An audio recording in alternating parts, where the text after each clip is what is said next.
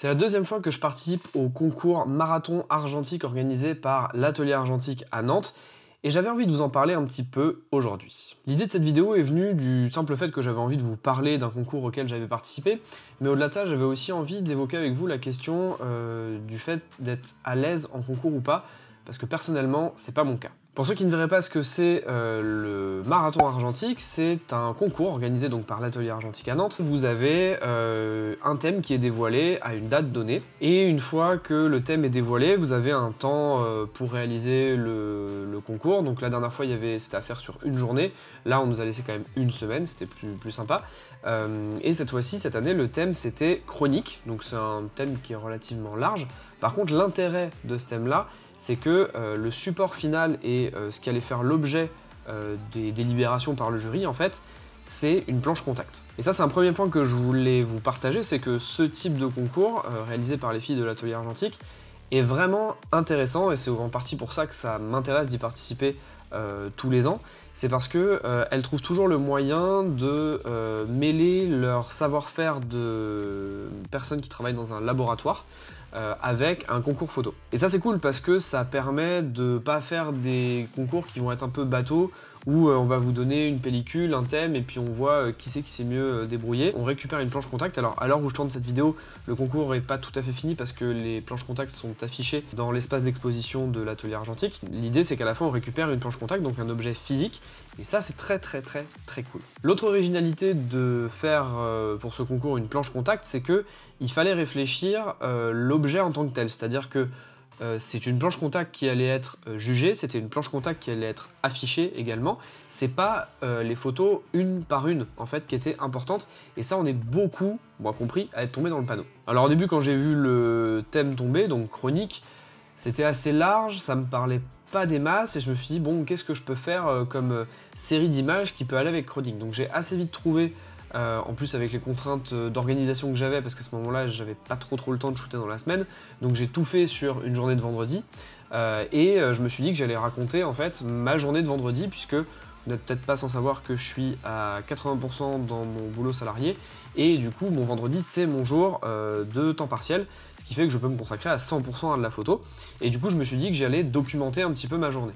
Alors en soi l'idée est pas si mauvaise, même si elle est pas très originale, elle est relativement personnelle, mais je suis clairement pas le seul à avoir fait ce genre de série. Il y en a d'autres qui ont fait des séries sur leurs copines, sur leur journée, sur un père qui va accompagner son fils au foot, etc. Enfin bref, il y a plein de choses, et de belles séries d'ailleurs qui ont été faites sur un peu du quotidien, mais c'était pas suffisant, et ça a été le cas en fait, on s'en est tous rendu compte quand on a vu le prix du jury, c'est qu'on n'a pas assez exploité l'objet planche contact en elle-même. Pour vous donner l'exemple de ceux qui ont remporté le prix du jury, qui est largement mérité vraiment, parce que leur planche contact était clairement au-dessus du lot, c'est en fait des gens qui se sont dit, eh bien on va faire une rencontre. C'est-à-dire que au début de la pellicule, vous avez une première vue, c'est une flèche, et puis après, c'est une personne qui est photographiée allant de la gauche vers la droite, et puis en bas de la pellicule, donc à la fin, c'est une flèche qui va dans l'autre sens, avec une autre personne qui va dans l'autre sens, et au milieu de la pellicule, vous avez deux photos qui reconstituent la première personne de gauche qui arrive, et deux photos qui reconstituent la personne de droite qui arrive, et du coup ça fait la rencontre. Ce qui est assez fascinant et très bien vu encore une fois sur cette planche contact, c'est que on n'a vraiment pas besoin de regarder précisément les photos chacune et une par une. Là où beaucoup on s'est dit on va travailler nos images, on va faire des belles photos, etc. Bah, quelque part on s'en fichait un peu sur cette... Enfin en tout cas c'était pas ce qui importait énormément sur ce défi, puisque l'idée c'était que quand on voit la planche contact, on comprend tout de suite ce qui se passe. Et là, la force de la proposition des gagnants, d'ailleurs je mettrai leur Instagram dans la description et puis là en lien dans cette vidéo, c'est que la planche contact on la comprend tout de suite, on l'appréhende tout de suite. L'idée est simple, alors je dis pas que l'idée est simple parce qu'elle est bête à trouver, justement, elle est pas forcément évidente, mais la planche contact est tellement simple et l'idée est tellement claire qu'en fait on la comprend immédiatement. Alors je dis absolument pas que ne pas avoir de contraintes c'est top pour la photographie et c'est bénéfique pour la photographie. Je pense qu'effectivement si vous avez des contraintes à la fois de matériel, de sujet, que par exemple vous n'avez qu'un seul objectif quand vous commencez, bah, c'est pas plus mal parce que du coup ça va vous faire travailler un objectif en particulier, travailler un type de cadrage, Si vous commencez par exemple avec une seule pellicule, bah c'est bien, ça va vous faire travailler la même pellicule tout le temps. Bref, vous pouvez vous-même vous mettre des contraintes, bien entendu. Mais là, les contraintes, quand elles sont imposées dans un thème, bah, j'avoue que j'ai un peu de mal à les appréhender et à toutes les prendre quelque part en paramètres pour développer une idée à la fin. Et par exemple, un truc que j'ai fait, et je crois que je suis un des seuls à l'avoir fait, c'est que dans les consignes, il y avait non seulement le thème, il y avait le fait de faire une planche contact, et il y avait bien spécifié en dessous qu'il fallait prendre que des photos en paysage ou que des photos en portrait. Et rien que ça déjà, je crois qu'au bout de la deuxième ou troisième photo, j'avais déjà fait une photo en paysage et une photo en portrait, et ben forcément, je suis le seul à avoir une planche contact où il faut globalement tourner un peu la tête pour regarder les photos. Et en plus d'avoir fait ça, c'est même pas conscient, c'est-à-dire que j'ai même pas voulu me dire ouais, elle me saoule à me dire qu'il faut que je fasse que du portrait ou du paysage. Non, non, j'ai vraiment réfléchi ma série et je me suis focalisé peut-être un peu trop sur le thème en lui-même, qui finalement apportait relativement peu. C'était surtout une base assez large en fait pour pouvoir faire une planche contact avec une idée forte. Et le problème c'est que moi je suis parti trop sur l'aspect chronique et pas tellement sur l'aspect planche contact. Et c'est ça, je pense, qui m'a pénalisé, et qui d'ailleurs a pénalisé pas mal de monde, parce qu'en fait, on est plus ou moins tous partis sur une série de photos, mais qui, sur la planche contact, avait relativement peu de valeur au final. Et c'est marrant d'ailleurs, parce que pour en avoir discuté avec d'autres personnes qui pratiquent de l'argentique, bah, c'est pas forcément leur truc non plus de faire des concours, parce que peut-être que l'argentique en elle-même, c'est une pratique qui est peut-être un petit peu plus libre, je sais pas, je dis ça... J'ose des pistes de réflexion, hein. N'hésitez pas à réagir dans les commentaires si jamais vous avez des avis qui sont plus poussés que les miens.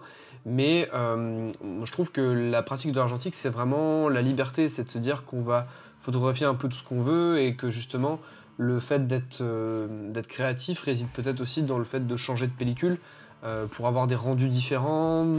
Enfin voilà, il y a peut-être un côté un petit peu comme ça, je dirais, chez les personnes qui font de l'argentique. C'est une grosse généralité, peut-être que c'est pas du tout le cas, et peut-être qu'il y en a qui adorent justement les concours argentiques. Et en ayant discuté aussi avec les filles de l'atelier pour débriefer un petit peu de comment ça s'était passé, etc., elles m'ont dit qu'elles s'étaient rendues compte que les personnes qui avaient fait des bonnes planches contact, même pas forcément ceux qui avaient gagné, mais ceux qui avaient fait des bonnes planches contact, ben en fait c'est ceux qui avaient fait et qui avaient le mieux respecté les thèmes qui avaient été imposés sur le concours précédent.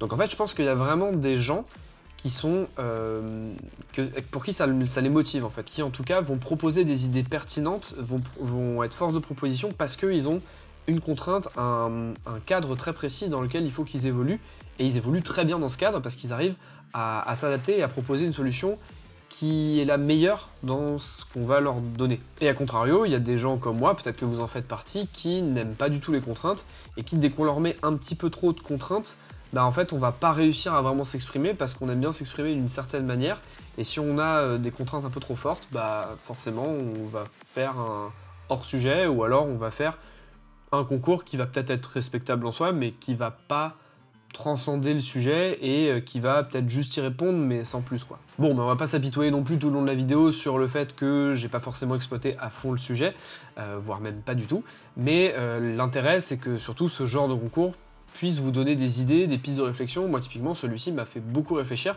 surtout quand j'ai vu en fait le gap, enfin l'écart qu'il y avait entre ceux qui avaient gagné et qui avaient très bien répondu au thème et ceux qui ne l'avaient pas fait comme moi. Mais du coup ça me fait réfléchir et j'avais envie vraiment d'en parler dans cette vidéo. Mais en tout cas, si le principe du marathon argentique vous plaît, il y aura très probablement une nouvelle édition l'année prochaine avec un nouveau thème, une nouvelle approche. Je pense que les filles vont trouver quelque chose qui va être vraiment pas mal, avec un objet à la clé, parce qu'il y a toujours quelque chose qui est lié au laboratoire et au tirage argentique. Donc n'hésitez pas à vous inscrire à la prochaine édition. Pour l'instant la date n'est pas encore connue, mais en attendant n'hésitez pas à aller suivre l'atelier argentique à la fois sur leur site et sur leur Instagram, tous les liens seront dans la description. Passons maintenant à la partie où je vous montre la série. Alors je vais pas vous détailler image par image, ça serait très chiant pour tout le monde.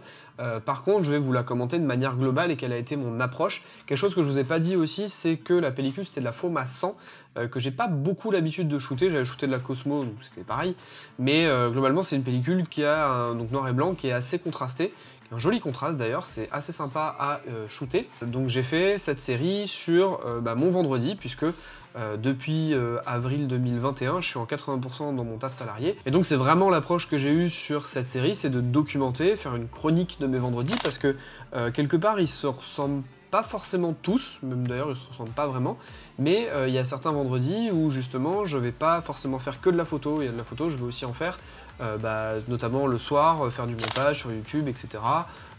Planifier les workshops, mais j'en ai aussi profité pour faire des photos d'une vie où finalement le vendredi me permet aussi de faire des choses que j'ai pas le temps de faire la semaine, typiquement aller faire les courses, typiquement aller m'occuper de mes chats, aller chez le coiffeur, enfin bref, faire des choses de la vie courante. Il y a une série de 4-5 photos où j'ai vraiment fait en sorte d'aller prendre les photos du tram et des modes de transport. Pourquoi? Parce qu'en fait, le vendredi, quelque part, je m'extrais un petit peu du mouvement classique que tout le monde fait, d'aller au boulot le matin, de revenir le vendredi soir.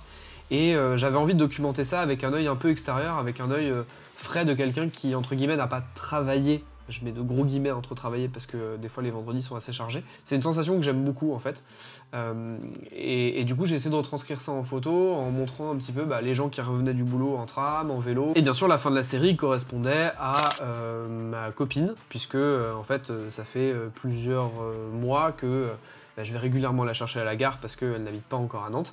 Et donc du coup c'est un petit peu notre rituel du vendredi soir que je vienne la chercher et que après on passe la soirée et le week-end ensemble. Un truc que j'ai aussi fait sciemment sur cette série, c'est la première et la dernière image.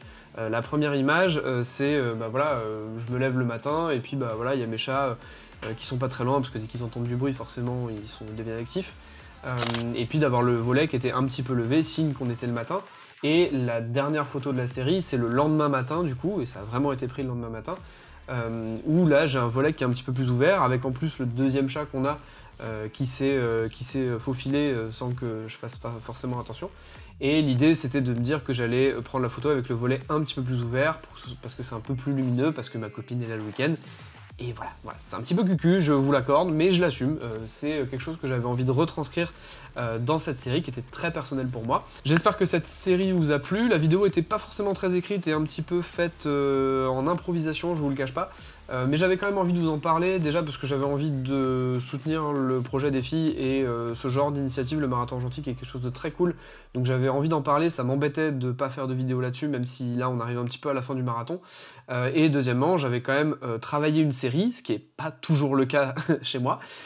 Et puis j'avais participé à un concours, donc j'avais quand même envie de vous montrer ce que ça avait donné. N'hésitez pas à me dire dans les commentaires si ça vous intéresse. Et si jamais le fait d'aller voir l'exposition en elle-même avec toutes les planches contact vous intéresse, n'hésitez pas à y aller. Et surtout, ne tardez pas trop à aller à l'atelier argentique. Elles sont encore exposées pendant quelques jours au moment où je sors cette vidéo, puisque l'exposition durait 1 mois, je crois, en tout. Et là, on arrive vraiment à la fin. En tout cas, n'hésitez pas à aller consulter les liens que je vous ai mis dans la description. J'ai mis des liens vers l'atelier argentique, vers le gagnant du marathon argentique, en tout cas le prix du jury. Donc n'hésitez pas à aller y faire un tour. Et en attendant, moi je vous dis à la prochaine et surtout,